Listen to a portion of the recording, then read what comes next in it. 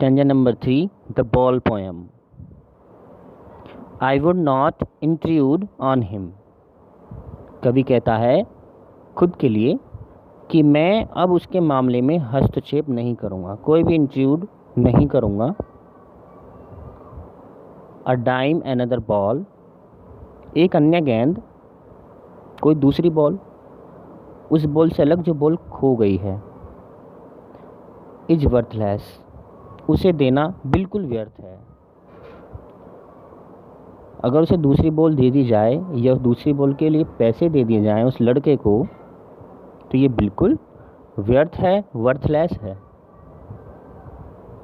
Now he senses first responsibility, अब उसने पहला अपना उत्तरदायित्व महसूस किया है।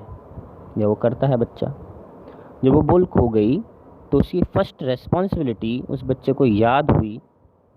इन अ वर्ल्ड ऑफ पजेशंस, इस अधिकार वाले संसार में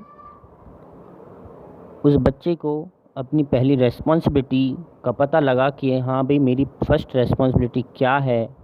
इस बॉल के खोने से अपनी उसे फर्स्ट रेस्पॉन्सिबिलिटी याद हुई, समझ आया।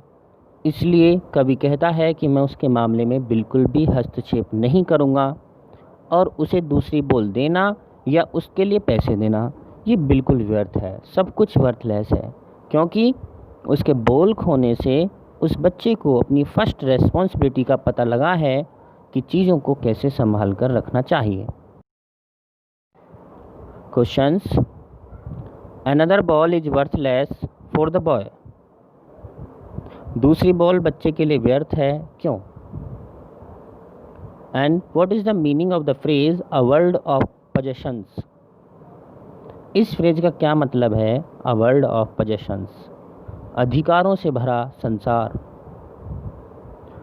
What lesson does the loss of the ball teach to the boy, क्या पाठ ये जो पोएम है the loss of the ball क्या सिखाती है उसको, बच्चे को? हमें इनके आंसर्स करने हैं। Do all the answers.